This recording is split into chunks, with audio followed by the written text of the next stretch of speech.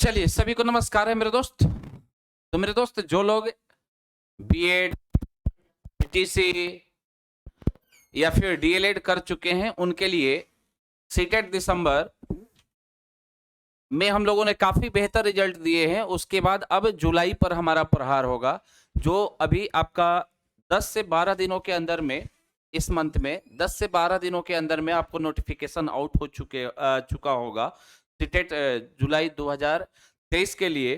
तो जिनको CTET clear करना है तो अभी से आप कमर कर सकते हैं, कमर को कस लीजिए क्योंकि सीटेट आने ही वाला है और अभी से आप अपना प्रिपरेशन शुरू कर दीजिए।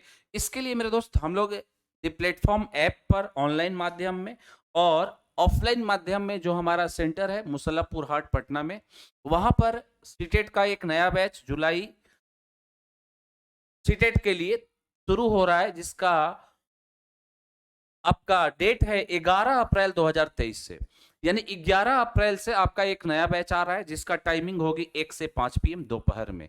1 से 5 पीएम में आपका टाइमिंग होगा। ये दोनों मोड में आपका बैच आ रहा है, चाहे तो ऑनलाइन आएगा या तो ऑफलाइन होगा। जो भी बच्चे हमसे जुड़े हुए थे पिछले सीटेट में, आप उनसे पूछ सकते हैं, विचार विमर्श कर सकते हैं कि क्या चीजें थी और कितने रिजल्ट हुए हैं, क्या बेहतर यहाँ का परफॉर्मेंस रहा इस चीज के बारे में। तो अगर आपको सीटेट देना है मेरे दोस्त तो आप इस बैच को निश्चित ही ज्वाइन आपको करना चाहिए और सफलता में हम लोग को भी थोड़ा सा भागीदारी में अपना सहयोग देने का अवसर आपको देना चाहिए।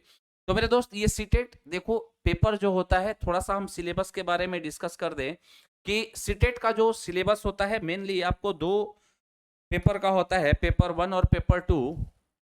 पेपर 1 की जब बात करी जाती है, पेपर 1 की जब बात करी जाती है और पेपर 2 की जब बात की जाती है, जो लोग बिल्कुल नए हैं तो उनको ये चीज समझना होगा कि पेपर 2 जो होता है 6 to 8 के लिए होता है और पेपर 1 जो होता है 1 to 5 के लिए होता है। ठीक है जी। 1 to 5 की अगर बात करी जाए तो 1 to 5 में क्या क्या सब्जेक्ट्स आपके हो सकते हैं, तो सबसे पहला तो आपका सीडीपी होता है। सेकेंड नंबर में आपका होता है मेरे भाई मैथमेटिक्स। 3 नंबर में आपका होता है ईवीएस।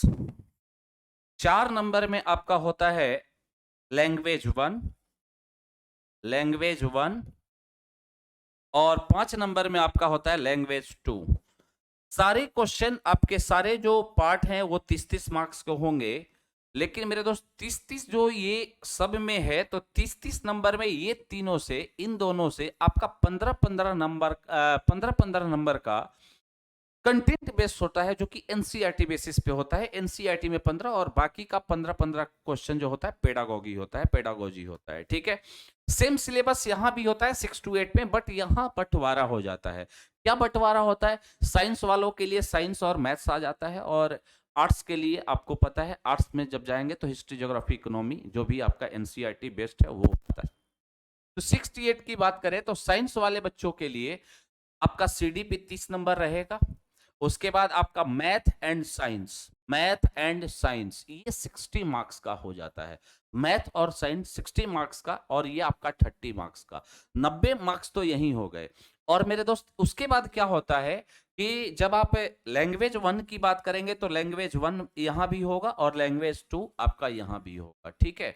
अब बात करेंगे आर्ट्स के लिए, तो आर्ट्स के लिए सारा सिलेबस सेम होगा, बस थोड़ा सा आप ध्यान देंगे, ये जो मैथ और साइंस है ना, यहां पर आपका आ जाता है एसएसटी, यहां पर आपका आता है क्या, एसएसटी 60 मार्क्स का।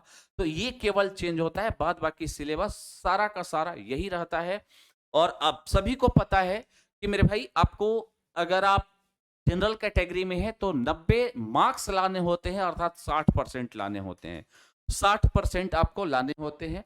60% पे आप सीटेट को क्वालिफाइड करेंगे और सीटेट अगर आप क्वालिफाइड कर जाते हैं तो बहुत सारी वैकेंसीज स्टेट गवर्नमेंट की भी आती है, जैसे बिहार सरकार में ये तो डायरेक्ट सीटेट बेसिस पर ही है। उसके अलावा जब आप जाएंगे तो केंद्रीय विद्यालय हो गया, एकलव्य स्कूल हो गया, आर्मी स्कूल्स हो गया, इन सब की एलिजिबिलिटी ही होती है कि आप सीटेट क्वालिफाइड होने चाहिए। तो ये इसलिए सबसे पहला जो, अगर आपको टीचर बनने का सपना साकार करना है तो सबसे पहला आपका काम होगा इस सीटेट को क्वालिफाइड करना।